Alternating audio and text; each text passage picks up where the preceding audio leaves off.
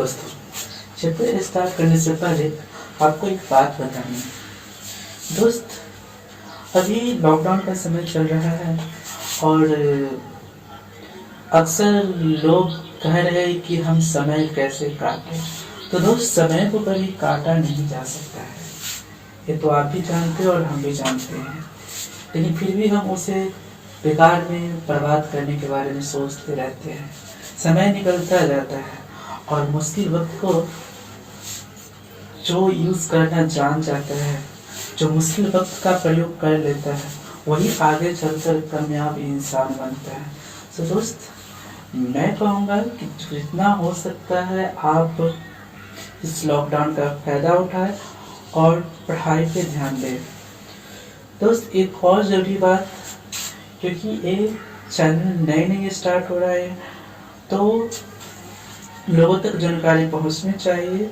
इसलिए आपसे गुजारिश है कि जो लोग भी या तो 9th, 10th या एसएससी, बैंक, रेलवे कोई भी कंपटीशन की तैयारी करना चाहते हैं, या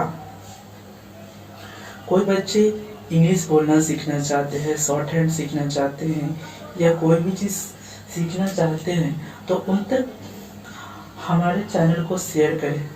क्योंकि जल्दी हम एक टीम बना रहे हैं, जो टीम आपको अलग अलग सब्जेक्ट के अलग अलग टीचर आपको ये सब पढ़ाते रहेंगे। चलिए दोस्त, आज हम क्लास 9th का चैप्टर स्टार्ट करते हैं। एक बात और दोस्तों, यहाँ पे आप दोनों लैंग्वेज देख सकते हैं, हिंदी और इंग्लिश दोनों। ये सीबीएसई बोर्ड वाले के लिए भी है और बिहार बोर्ड वाले भी इसको पढ़ सकते हैं। जिन्हें इंग्लिश लिखना है वो इंग्लिश में लिखेंगे, जिन्हें हिंदी लिखना है वो हिंदी में लिखेंगे। यहाँ पर दोनों लैंग्वेज लिखा जाएगा। कभी कभी हो सकता है इंग्लिश बोल दिया जाए तो हिंदी लिख दिया जाएगा, कभी कभी हो सकता है हिंदी लिखा जाए और इंग्लिश बोल दिया जाएगा। तो दोस्त, चलिए वीडियो को अंत तक देखिएगा, क्योंकि अंत में 5वां पोस्टुलेट इसका जब बताएंगे हम, तो आप देखिएगा 5वां पोस्टुलेट समझने में कितना दिक्कत होता है, हर कोई आपको समझा नहीं पाएंगे। दोस्त, सबसे पहले आता है बात ज्योमेट्री सेक्शन का, सबसे इम्पोर्टेंट सेक्शन मैथ का, जो अक्सर इसे देखकर लोग घबरा जाते हैं। घबराते क्यों है? इसमें होता क्या है दोस्त? मैथ का ज़्यादातर जो चैप्टर है उसमें होता है कि हम प्रैक्टिस से उस पर काबू कर सकते हैं, लेकिन इस चैप्टर की खासियत यह है कि प्रैक्टिस के साथ साथ इसमें याद भी होना बहुत जरूरी है, इसलिए इसे टफ माना जाता है। दोस्तों, शुरुआत करेंगे हम सबसे पहले बेसिक ज्योमेट्री से, जिसका नाम है यूक्लिड्स ज्योमेट्री। यूक्लिड्स ज्योमेट्री कहता है, कुछ डिफिनेशन है इसमें यूक्लिड्स ज्योमेट्री क्या कहता है, इससे पहले हम कुछ डिफिनेशन देखेंगे इसका। पहला है एक्सियम, जिसको हम हिंदी में स्वयं सिद्ध बोलते हैं। तो एक्सियम क्या होता है? Facts which do not need proof। अभी ऐसा फैक्ट है जिसको प्रूफ की जरूरत नहीं है, बस कह दिया तो कह दिया। वो है ना डायलॉग कि जब मैं कह देता तो अपने आप को भी नहीं सुनता। तो ये वही स्टेटमेंट है, वो तथ्य जिसे सिद्ध करने की जरूरत ना हो, a fact which do not need proof। Example के लिए, अगर कोई कह देता है कि कोई लाइन, कोई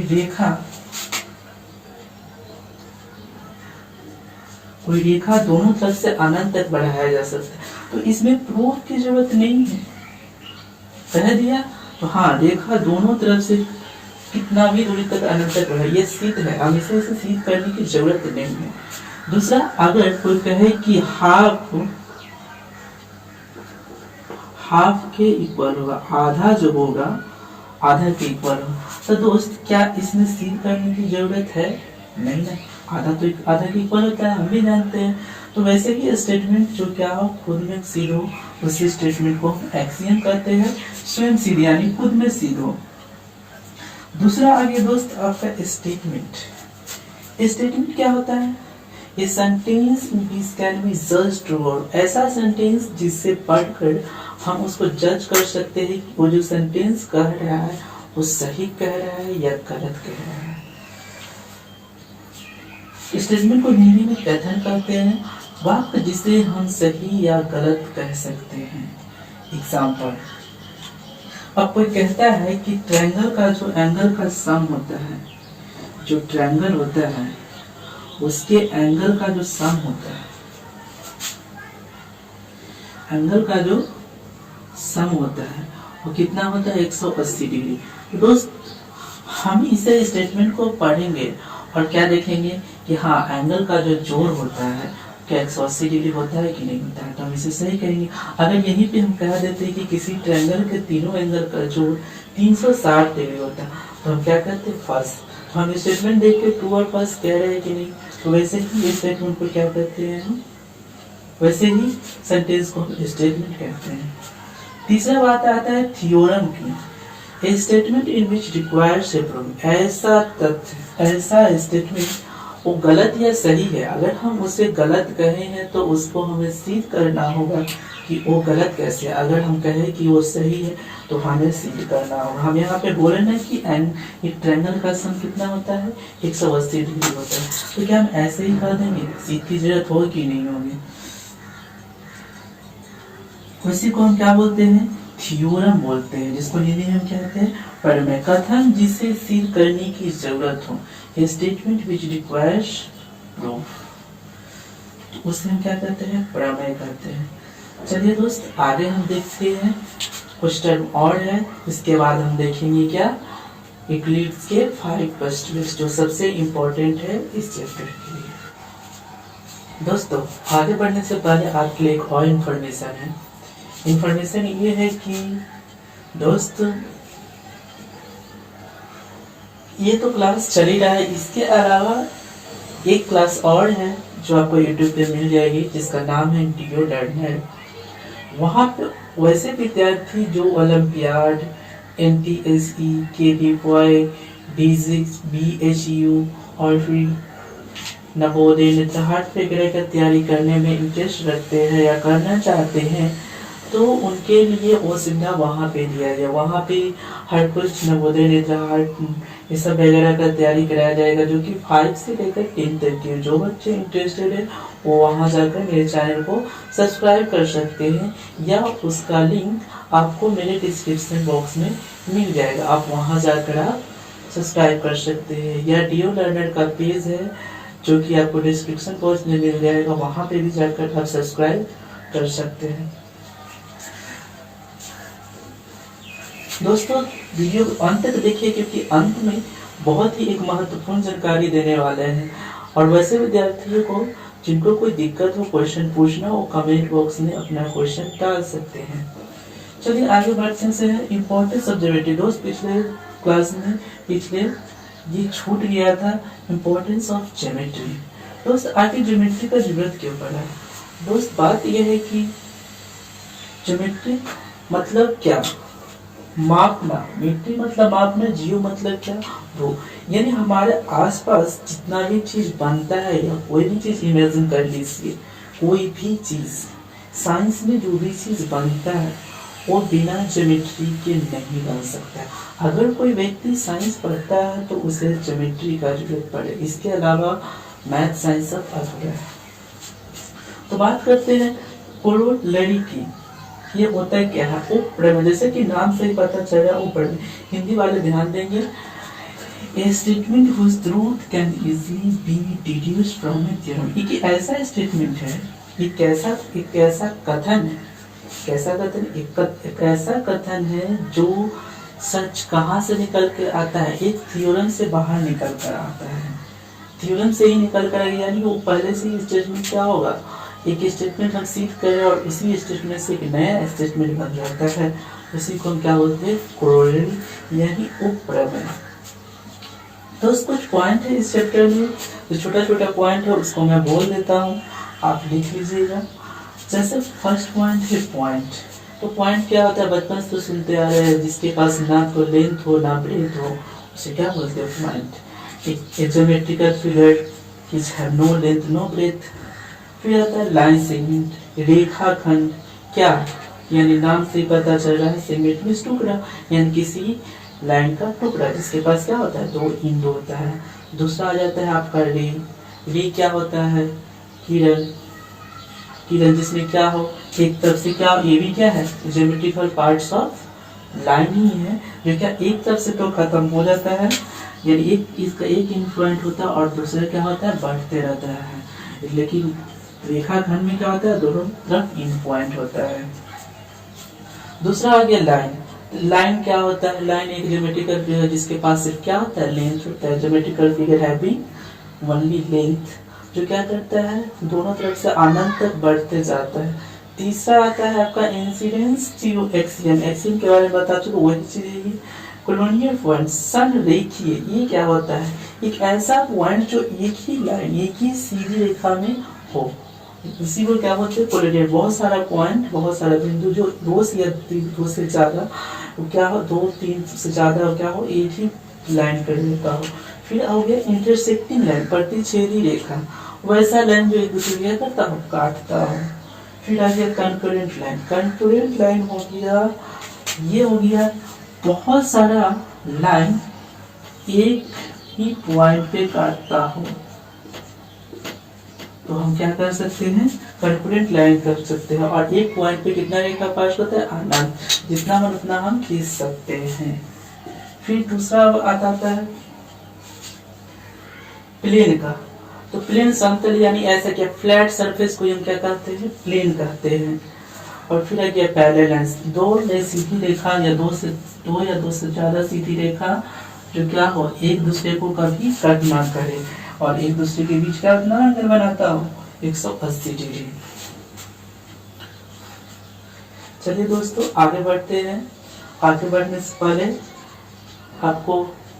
आपसे गुजारिश है, आप घर ही पे रहे, क्योंकि ये बीमारी बहुत ही खतरनाक है।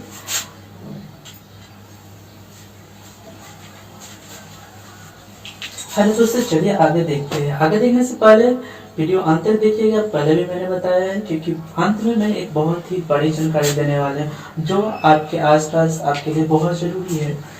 सबसे पहले बात करेंगे यूक्लिड 5 फर्स्ट लेटर, यानी यूक्लिड का जो 5 अभिधारणाएं हैं। यूक्लिड के 5 अभिधारणाएं, यानी उन्होंने 5 चीज बताया जो उनके कहा हुआ सत्य है और हमें मानना पड़ता है कि सत्य। पहला स्ट्रेट लाइन में be drawn from any point two any other point. वो कहते हैं किसी एक बिंदु से दूसरे बिंदु तक एक सीधी रेखा खींची जा सकती है। कहने का मतलब कि अगर दो बिंदु है, अगर किसी समतल में, अगर किसी प्लेन में अगर दो बिंदु है तो हम इस दोनों बिंदु के बीच सिर्फ एक रेखा खींच सकते हैं। अगर हम चाहें कि इस पे, तो आप कोशिश करके देख लीजिए, आप सिर्फ एक ही सीधा रेखा खींच सकते हैं। तो उनका कहना सही है। दूसरा कहते हैं कि a terminated line can be extend indefinitely. एक ऐसा लाइन टर्मिनेटेड मींस शांत रेखा, एक शांत रेखा को क्या किया जा सकता है, अनंत तक दोनों तरफ से बढ़ाया जा सकता है। उनका कहना तो सही बात है, हम अनंत तक लाइन को बढ़ा सकते हैं। तीसरा, a circle can be drawn with any center and any radius. A circuit can be drawn with any center and any radius. कोई भी एक केंद्र ले लेते हैं और एक अगर त्रिज्या हमको मिल जाता है तो दोनों की मदद से हम क्या कर सकते हैं, एक सर्किल ड्रॉ कर सकते हैं। तो एक सर्किल ड्रॉ करने के लिए क्या क्या चाहिए, एक केंद्र और एक त्रिज्या चाहिए। एक त्रिज्या और एक केंद्र की मदद से एक वृत्त खींची जा सकती है। आगे जो बताने वाले हैं फोर्थ और फिफ्थ, चौथा और पांचवा अभिधारणाएं और पोस्टुलेट जो है वो बहुत ही इम्पोर्टेंट है और पांचवा तो सबसे ज्यादा इम्पोर्टेंट है, इसलिए ध्यान से देखिएगा। चलिए आगे बढ़ते हैं दोस्त। कुछ लोग यहाँ पे ध्यान दे रहे हैं कि सर इतना बड़ा सेंटेंस लिखे हैं इंग्लिश में और उसका हिंदी तो लिखे ही नहीं। तो हिंदी वाले बिल्कुल भी ना करें, क्योंकि जो लोग इंग्लिश में भी देख रहे हैं, इंग्लिश में पढ़ रहे हैं, उनको भी इस स्टेटमेंट समझ में पढ़कर आने वाला है नहीं। इसलिए मैं बोलकर हिंदी लिखाऊंगा और वो लोग भी हिंदी लिखेंगे। तो दोस्त सबसे पहले आता है all right angles are equal to one another. सभी समकोण एक दूसरे के बराबर होते हैं। सभी समकोण एक दूसरे के बराबर होते हैं। तो कहना भी सही है कि अगर एक एंगल 90 डिग्री का हो और दूसरा एंगल भी, दूसरा कोण भी क्या है 90 डिग्री का, तो दोनों का दोनों क्या होगा, बराबर होगा आपस में। पांचवा स्टेटमेंट और पांचवा अवधारणा और सबसे इम्पोर्टेंट अवधारणा है, ना तो इंग्लिश वाले को समझ में आते हैं और ना तो हिंदी वाले को समझ में आते हैं। आखिर ये कहता क्या है? ये कहता ये है कि जब इफ ए स्ट्रेट लाइन, अगर कोई सीधी रेखा है और क्या करता है, कहाँ पे गिरता है, टू ए स्ट्रेट लाइन, तो स्ट्रेट लाइन पे गिरता है और make the interior angles on the same side of taking together less than two right angles, then the two straight line, अगर दो एंगल, अगर स्ट्रेट लाइन गिरता है तो क्या बनाता है, अंतःकोण बनाता है, यानी इंटीरियर एंगल्स बनाता है।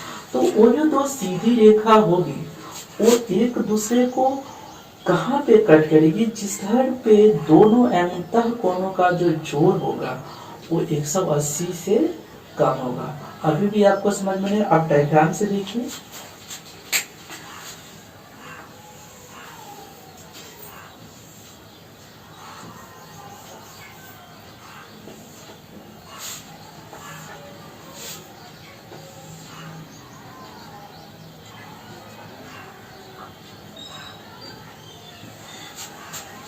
दोस्तों सीधी रेखा है, मान लीजिए एक एल है, एक एम है और एक क्या है, पी है। एक पी रेखा है, दो सीधी रेखा पे एल और एम पे गिर रही है। तो देखो अंतःकोण क्या होता है, ये हो गया, ये हो गया, 1 हो गया, 2 हो गया, 3 हो गया, ये और ये 4 हो गया, यही अंतःकोण हो गए। तो कहता है कि जब गिरता है तो अंतःकोण का निर्माण करता है, बनाता है। तो 1 2 3 4 4 अंतःकोण बना।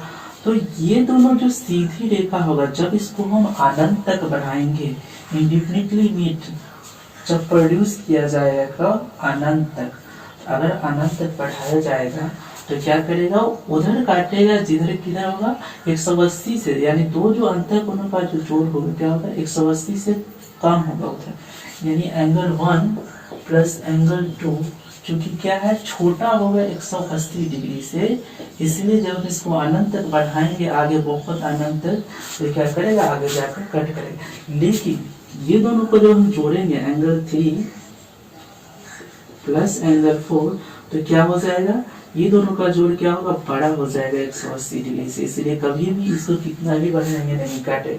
तो स्टेटमेंट यही कहता है कि जब दो सीधी रेखा से एक सीधी रेखा गिरती है तो वो दोनों सीधी रेखा उधर काटती है जिधर अंतःकोणों का जोड़ क्या हो, 180 से कम हो। तो हिंदी वाले पर और सुंदर कहता है कि जब एक सीधी रेखा परस्पर दो सीधी रेखा पे गिरती है और अंतःकोणों का निर्माण करती है, तो वो जो दोनों सीधी रेखा होगी वो उधर कट करेगी, उधर काटेगी एक दूसरे को, जिधर अंतःकोणों का जोड़ 180 से कम हो। एक बार फिर से, ये वो सीधी रेखा उधर कट करेगी जिधर 180 अंतःकोणों का जोड़ 180 से कम है। दोस्त मैंने बताया था कि अपने कुछ जानकारी देंगे, तो जानकारी ये है कि दोस्त मैं ऑनलाइन एडमिशन ले रहा हूँ, जिसके मदद से अगर आपको 1 साल के भीतर आपको ऑनलाइन बुक प्रोवाइड की जाएगी। आप चाहे तो ऑनलाइन क्लास की मदद से आप कोई भी इम्पोर्टेंट वीडियो दे सकते हैं जो यहाँ पे नहीं होगा, जिसके लिए पैसा भी देना पड़ सकता है आपको, लेकिन जो लोग एडमिशन ले लेंगे उनको कुछ प्रोवाइड नहीं करना होगा।